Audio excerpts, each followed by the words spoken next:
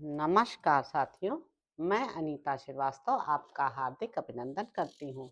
महर्षि वेद व्यास द्वारा रचित महाभारत के 96वें अध्याय में आज का प्रसंग है महाभीष्म को ब्रह्मा जी का शाप तथा शापग्रस्त वसुओं के साथ गंगा की बातचीत।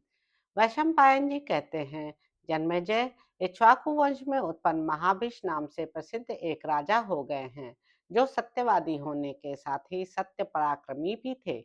उन्होंने 1000 अश्वमेध और 100 राजसूय यज्ञों द्वारा देवेश्वर इंद्र को संतुष्ट किया और उन यज्ञों के पुण्य से उन शक्तिशाली नरेश ने स्वर्ग लोक प्राप्त कर लिया।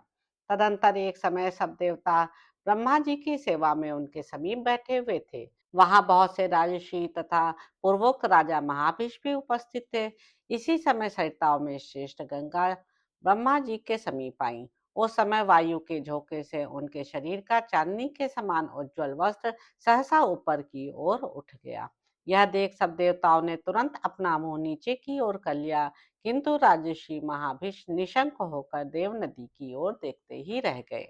तब भगवान ब्रह्मा ने महाभीष्म को शाप देते हुए कहा, दुर्मते, तुम मनुष्यों में जन्म लेकर फिर पुण्य लोकों में आओगे। जिस गंगा ने तुम्हारे चित्त को चुरा लिया है, वही मनुष्य लोक में तुम्हारे प्रतिकूल आचरण करेगी। जब तुम्हें गंगा पर क्रोध आ जाएगा, तब तुम भी शाप से छूट जाओगे।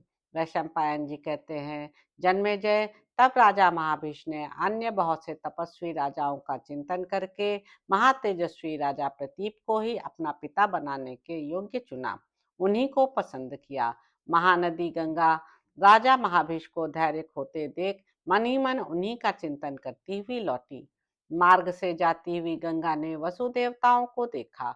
उनका शरीर स्वर्ग से नीचे गिर रहा था। वे मोहाच्छन्न एवं मलिन दिखाई दे रहे थे। उन्हें इस रूप में देखकर नदियों में श्रेष्ठ गंगा ने पूछा, तुम लोगों का दिव्य रूप नष्ट कैसे हो गया? देवता सकुशल तो है ना? तब वसु देवताओं ने गंगा से कहा, महानदी, महात्मा वशिष्ठ ने थोड़े से अपराध पर क्रोध में आकर हमें शाप दे दिया। पहले की बात है, एक दिन जब वशिष्ठ जी पेड़ों की आड़ में संध्योपासना कर रहे थे, हम सब मोहवश उनका उल्लंघन करके चले गए। इससे कुपित होकर उन्होंने हमें शाप दिया कि तुम लोग मनुष्य योनि में जन्म लो। उन ब्रह्मवादी महर्षि ने जो बात कह दी है, वह टाली नहीं जा सकती। अतः हमारी प्रार्थना है कि तुम पृथ्वी पर मानव पत्नी होकर हम वसुओं को अपने पुत्र रूप से उत्पन्न करो।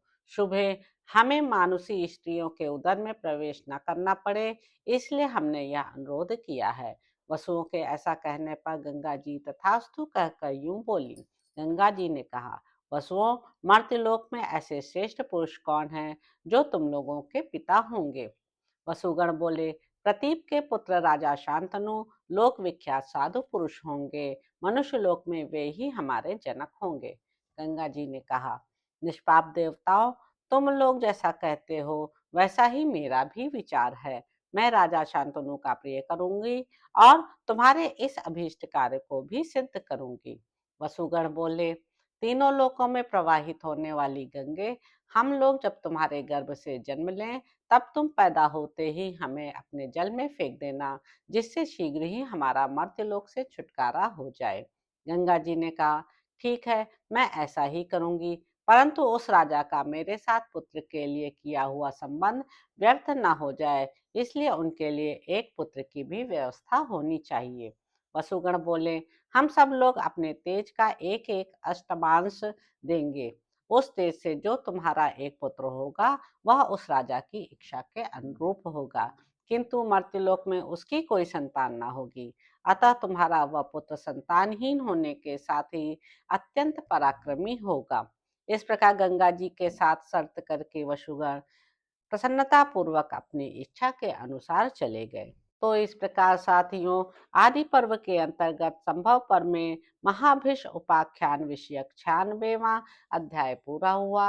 इसके अगले अंक में आप जानेंगे कि राजा प्रतीप का गंगा को पुत्र वधू के रूप में स्वीकार करना और शांतनु का जन्म, राज्याभिषेक तथा गंगा से मिलना। तो अब आपसे अगले अंक में मुलाकात होगी। मेरे यूट्यूब चैनल संवाद विद अनीता को लाइक करें, शेयर करें, सब्सक्राइब करें। धन्यवाद साथियों।